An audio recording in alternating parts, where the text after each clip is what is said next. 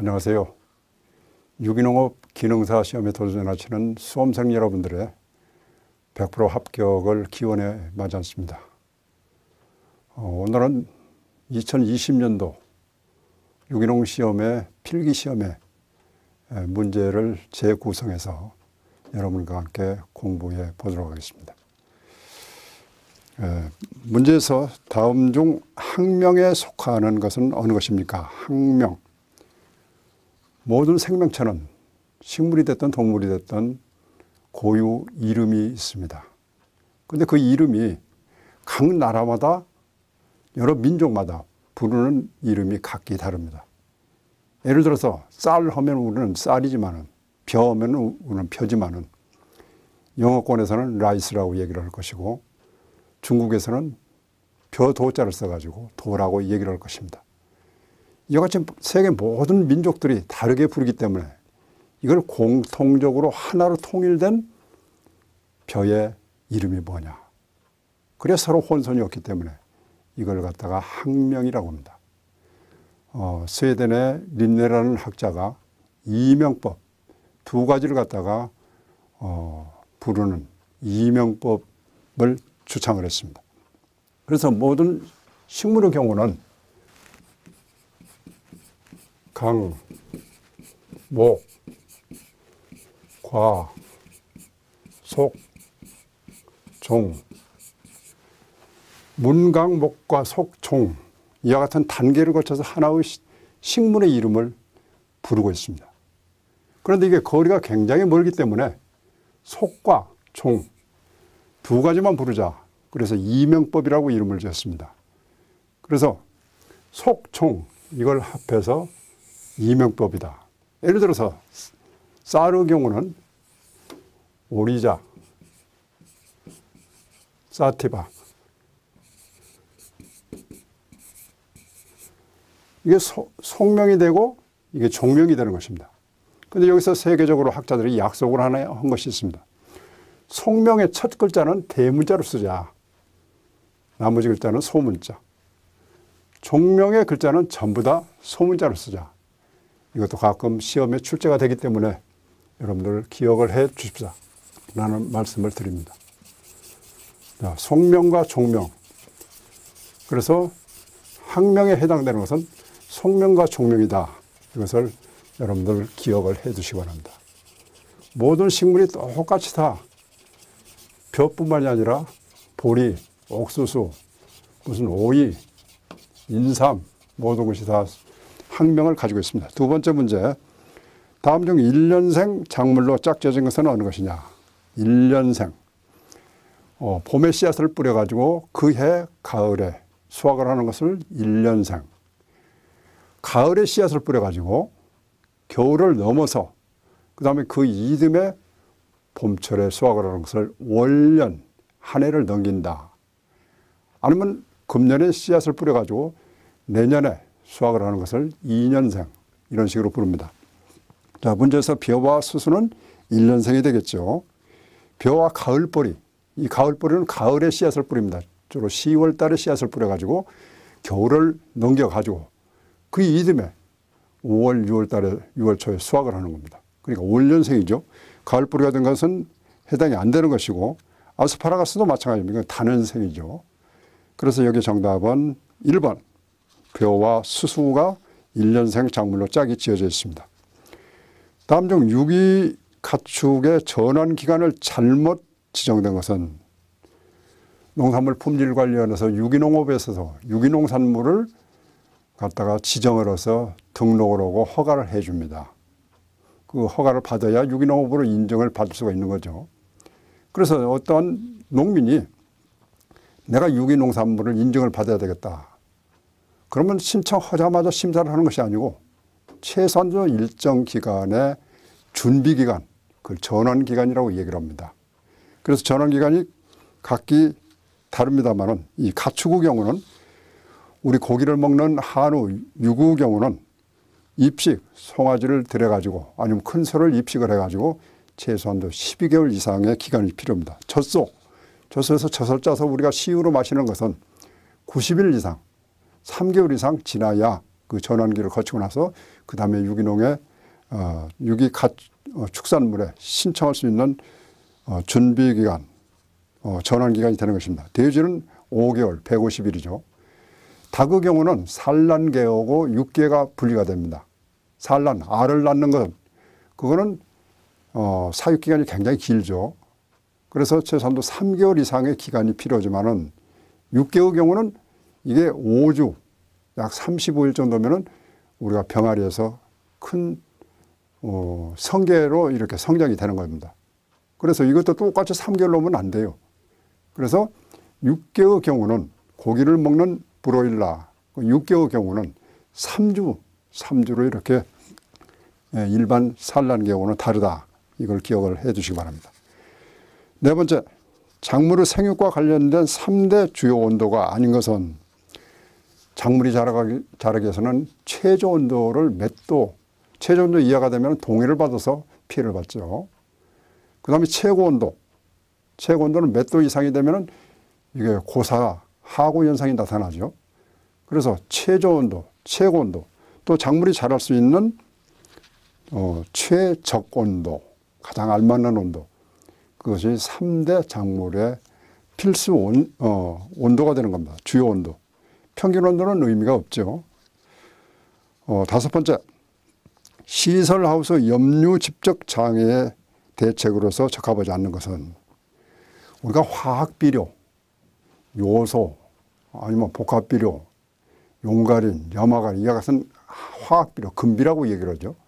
그걸 토양에 주게 되면은 작물이 100% 그걸 흡수하는 것이 아닙니다. 그중에 일부는 흡수를 하고 일부는 토양에 그대로 남아 있습니다. 그런데 일반 노지의 경우는 하늘에서 비가 내립니다. 비가 내서 그 땅 속에 잔류되어 있는 이 성분을 그대로 세탈이라고 그러죠. 그걸 씻어내요. 그런데 비닐하우스로 씌워놓게 되면은 하늘에 비가 그대로 밑으로 투하가 안 되지 않습니까? 그래서 비닐하우스, 이 시설하우스 경우에는 오히려 염류, 그걸 비료를 줘가지고 일정 잔류가 된 것을 염류라고 그러는데, 염류장이라고 그러는데, 그것을 비가 오지 않기 때문에 씻어낼 수 있는 그런 길이 없죠. 그래서 예를 들어서 제염작물, 이 바닥에 있는 토양 속에 있는 성분을 그걸 흡수해가지고 그걸 빨아내는 그런 작물이라든가, 아니면 유기물을 씌워온다, 퇴비를 집어넣는다. 그러면 더 융화가 돼서 세척이 되겠죠. 아니면은 객토로한다든가 담수, 물을 집어넣게 되면 그것이 세탈이 돼서 염류가 희석이 돼서 없어지지만은 만약에 강우를 차단했다, 비닐하우스를 씌워놨다, 그거는 영반대죠. 정반대 현상이 나옵니다. 그래서 여기서 대책으로서 염류 집적 장애의 대책으로서 알맞지 않는 것은 강우의 차단, 비닐을 갖다가 피복한다든가 비닐을 씌워준다든가 이러면은 오히려 역반응이 나올 겁니다. 다음 장이 되겠습니다. 한 포장에서 연작을 하지 않고 몇 가지 작물을 특정한 순서로 규칙적으로 반복해서 재배하는 것을 어떤 작형이라 한다. 이건 윤작에 해당이 되죠. 윤작이라 하면은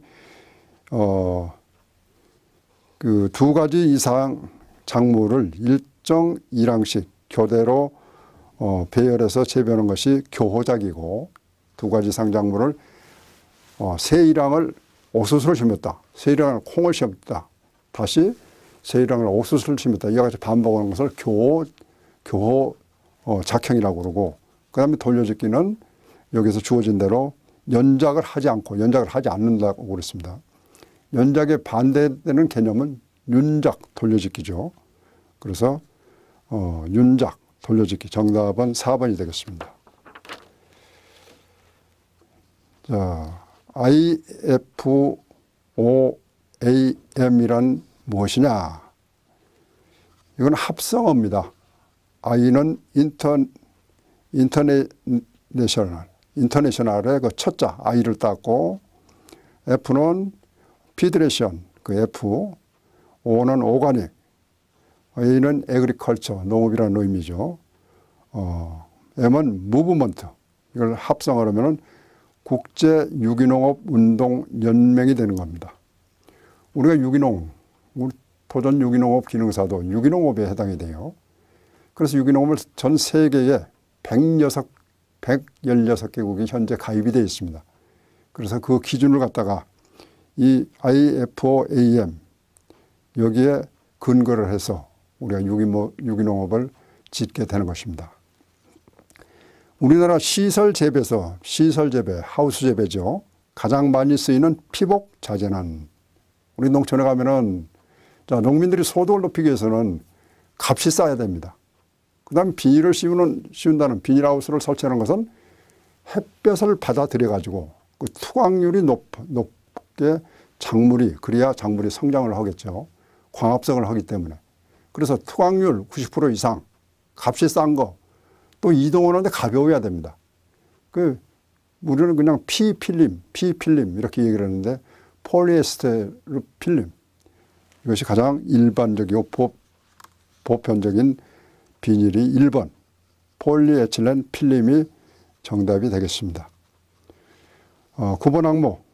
다음 중 토양에 대한 설명으로 틀린 것은 토양 입자의 성질에 따라 구분한 토양의 종류를 토성이라고 한다. 그게 아니죠. 토성이라면 토양의 입자 크기, 입경의 크기에 따라서 그 몇 밀리냐 거기에 따라서 분류하는 것을 토성이라고 그러죠. 그 다음에 식토는 토양 중 가장 미세한 입자로 물과 양분의 흡착력이 힘이 작은 것이 아니라 입자가 작다. 그걸 갖다 점토라고 그러죠. 점토는 가장 점토, 양토, 그 다음에 모래. 그중에 점토는 입경의 크기가 0.002mm 이하의 크기를 점토라고 합니다. 그런데 식토는 이와 같이 점토, 입경이 아주 제일 미세한 가는 점토 함량이 45% 그 이상 되는 것을 식토라고 그래요.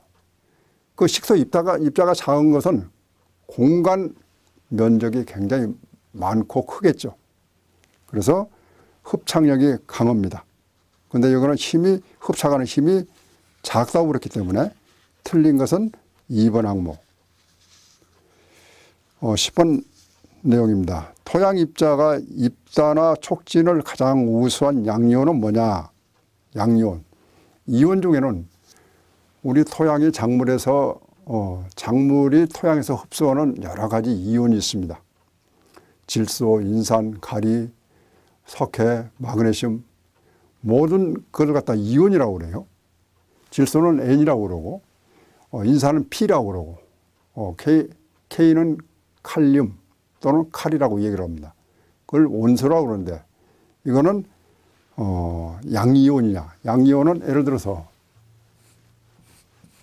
Na, Mg, P, K, 그 다음에 NO, 질소, 인산, 가리, 나트륨, 마그네슘. 여기는 반드시 이와 같은 이온의 플러스냐 마이너스냐. 이건 음이온에 해당이 되는 것이고 이건 양이온에 해당이 돼요. 그 이온, 이 양이온, 여기서 가장 흡착력이 우수한 것은 양이온, 칼슘 이온입니다. 이가로 되어 있죠. 플러스가 두 개로 되어 있습니다. 그래서 흡착력이 가장 강합니다. 그래서 토양 개량에 정부에서는 석회, 칼슘이죠. 이 석회, Ca 플러스 이가. 이 석회를 갖다 토양에, 이건 알칼리성입니다. 토양에 집어넣어주게 되면 산성화가 되어 있는 토양을 이걸 중성으로 작물이 좋아하는 형태의 토양으로 만들어줍니다. 그래서 정부에서는 3년마다 한 번씩 전국에 있는 토양에 대해서 석회를 일정 부분 보조를 해가지고 공급을 해주고 있습니다. 그래서 석회 상당히 중요합니다. 다음 장이 되겠습니다. 우리나라 유기농산물 인증 기준에 대한 설명으로 맞는 것은 여기에 전부 다 다른 항목인데 동물의 방사를 허용한다. 4번이 정답입니다. 다른 것은 전부 다 틀려요. 유기농업 인증을 위해서는 최소한도 2년 이상 내가 그 전환 기간에 그걸 어떻게 농사를 지었느냐. 그걸 기장을 해가지고 국립농산물 품질관리원에서 요청이 있으면은 그 기장 내용을 제출을 해야 됩니다. 그래야 여기 토양 관리를 어떻게 했다, 작물을 어떻게 생산했다, 농약을 어떻게 줬다, 그 역사가 나오기 때문에 그렇습니다. 그래서 전원기간, 이것도 단연생, 그러니까 사과라든가 배라든가 이건 단연생이지 않습니까? 그건 3년 이상의 전환기간이 필요하고 1년생 작물, 변화, 옥수수 아니면 콩, 1년생 작물의 경우는 대개 2년 정도 후 2년 이상의 기록을 해줘야 됩니다. 가축의 분뇨를 원료로 하는 퇴비의 퇴비화 과정에서 퇴비 더미에 55 내지 75도 후 온도를 유지하는 기간이 며칠 이상 돼야 되냐. 자, 가축의 분뇨라든가 퇴비를 만들기 위해서는, 속성 퇴비를 만들기 위해서는 그걸 갖다 퇴적장을 만들어야 되겠죠. 퇴비 더미를 쌓아놓아야 됩니다. 퇴비가 이게 썩어야 되죠. 부숙이 돼야 됩니다. 그러기 위해서는 일정 기간, 최소한도 55 내지 75도, 상당히 높은 온도죠. 그 온도 상태에서 15일 이상 퇴적을 해야 이게 가스도 빠져나가고 거기에 유해 물질도 빠져나가고 그 다음에 퇴비가 완전히 완숙이 되는 겁니다. 그 경우에 우리가 중요한 것은 공기를 갖다 집어넣어줘야 돼요. 겉에 있는 퇴비 더미 가에 있는 것은 산소가 충분히 공급이 되지만은 그 속에 깊이 있는 것은 산소가 부족해서 이게 발효가 잘 되질 않습니다. 숙성이 되질 않아요. 그래서 이걸 퇴비를 뒤집어 쌓기, 이걸 정기적으로 해줘야 되고, 그 다음에 공기를 집어넣기 위해서 퇴비 더미를 죽창이라든가 이런 것을 이용을 해서 구멍을 뚫어줘서 산소를 충분히 공급해줘야 이게 부숙이 잘 된다. 그 말씀드립니다. 가정에서 취미 오락으로 쓰기에 가장 적합한 온실의 형태는 뭐냐? 자, 정답은 1번의 외지붕. 한쪽만 지붕이 남쪽 햇볕을 받아들이는 그쪽으로 해서 북쪽은 언덕을 이용을 해서 외지붕으로 해서 온실을 만드는 것이 취미 오락으로 가장 적합합니다. 햇볕도 많이 투과가 되면서 온도도 많이 보온이 되고 관리비도 적게 들겠죠. 쓰리쿼터형, 멜론 재배에 적합한 그 형태입니다. 쓰리쿼터형. 4분의 3씩, 전체 면적의 4분의 3, 75%를 남쪽으로 하고 거기 4분의 1은 북쪽으로 형태로 해가지고 재배하는 거. 이걸 쓰리쿼터형, 4-3씩이라고 그러죠. 양지부형, 양지붕형, 이건 농가에서 현재 많이 이용이 되고 있죠. 그 다음에 벤노형 온실, 높은 온도를 좋아하는 주로 호온성 작물에 적합합니다. 높은 온도를 좋아하는 것이 벤노형. 튼튼하게 농가에 보면은 하우스를 보완을 해가지고 여기에서 기기화 내지는 과체류가 주로 고온성 온도를 좋아합니다. 과체류를 많이 재배하는 것을 우리는 쉽게 볼 수가 있습니다. 작물의 광합성에 필요한 요소에서 대기 중에 이산화탄소는 몇 프로냐? 공기 중은 약 78% 내지 79%의 질소가 들어있습니다. 산소가 20 내지 21%의 산소가 들어있습니다. 탄산가스, CO2, 이산화탄소는 0.03%. 그래서 0.03%, 이건 광합성에 식물이 광합성을 할 때 절대적으로 필요한 요소가 이산화탄소, 탄산가스죠. 그 비닐하우스 속에서는 외부에는 0.03%의 이산화탄소가 있는데 비닐하우스 속에서는 이게 차단이 되어 있기 때문에 작물이 광합성을 하다 보면은 보통 아침에 해가 떠가지고 오전 한 10시, 11시 정도 되면 광합성이 활발히 이루어져 가지고 그 하우스 내에 있는 이산화탄소, 탄산가스가 굉장히 0.03% 그 이하로 떨어지게 됩니다. 왜? 작물이 광합성을 하면서 이용을 했기 때문에. 그래서 이걸 인공적으로, 인위적으로 우리 사람이 거기다 탄산시비, 그러니까 탄산가스를 공급해 주는 것을 인공 탄산가스 보완을 해주는 그런 방법도 있습니다. 다음 중 토양 3상에 해당되는 것은 토양을 보면 여러 가지 형태, 크기가 다른 형태로 이렇게 되어 있죠. 이 고상, 고체 상태를 고상이라고 그러죠. 토양 속에 보면 액상이 있습니다. 물. 땅을 파면 물이 나오죠. 그 수분이 있습니다. 그걸 액상.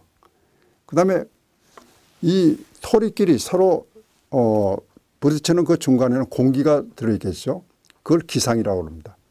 그래서 고상, 액상, 기상. 그 3단계로 나눠가지고 고상은 전체 토양의 50% 정도가 고상입니다. 100% 중에 50%를 빼고 나머지 50% 중에 반반이 액상과 기상, 25%가 액상, 25%가 기상. 이걸 갖다가 토양의 3상, 세 가지 형태다. 이렇게 얘기를 합니다. 만약에 토양 속에 액상, 물이 많다. 그러면 상대적으로 기상, 공기가 적어지겠죠. 그럼 뿌리가 썩을 수가 있습니다. 그래서 3상으로 맞춰주는 것이 대단히 필요합니다. 다음 중 도복, 쓰러지는 것이죠. 작물이 쓰러지는 것을 도복이라고 합니다.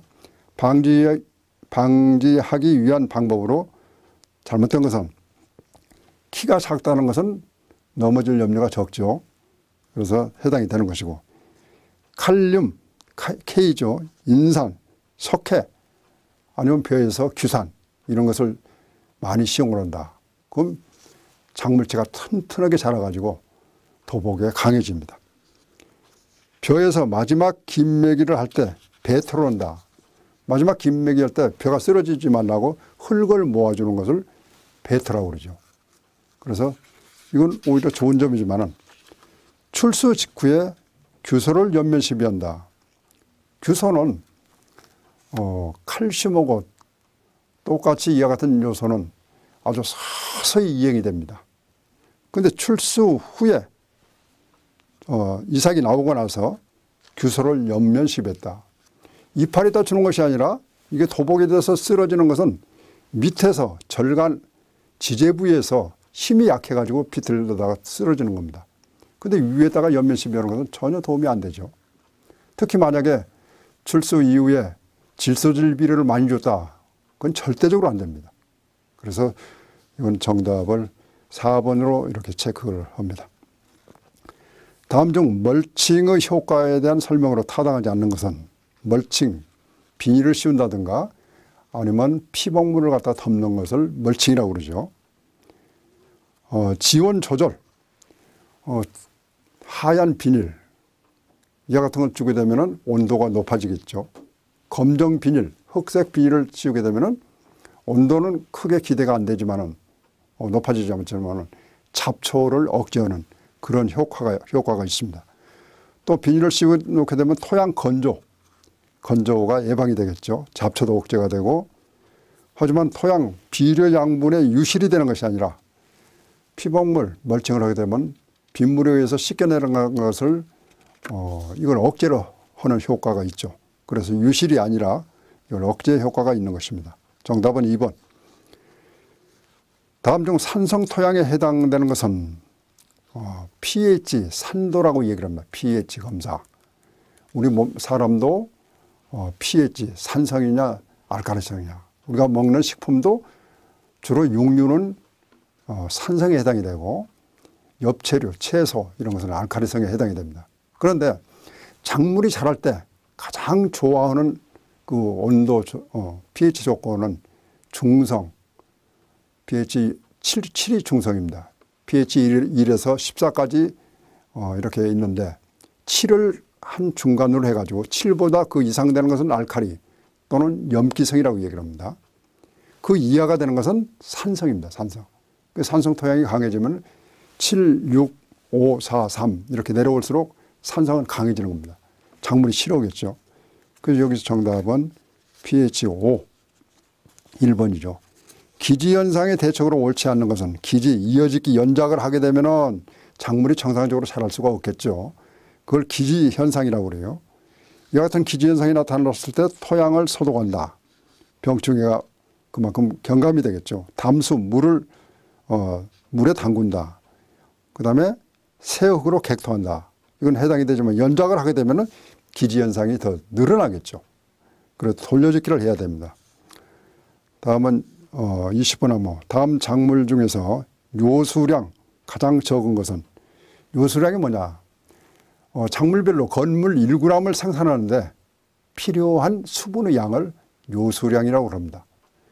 그래서 보편적으로 알팔파, 그다음에 호박 이런 것은 대단히 요소량이 높습니다. 근데 작물별로 이 수수는 380, 메밀이 540, 밀이 491, 보리가 523 정도 되기 때문에 여기서 주어진 양식에서 보면은 가장 요소량이 적은 것은 수수가 되겠습니다. 명아주 같은 것은 요소량이 가장 높은 작물 중에 하나입니다. 자, 잠깐 쉬었다가 계속하겠습니다. 수고하셨습니다.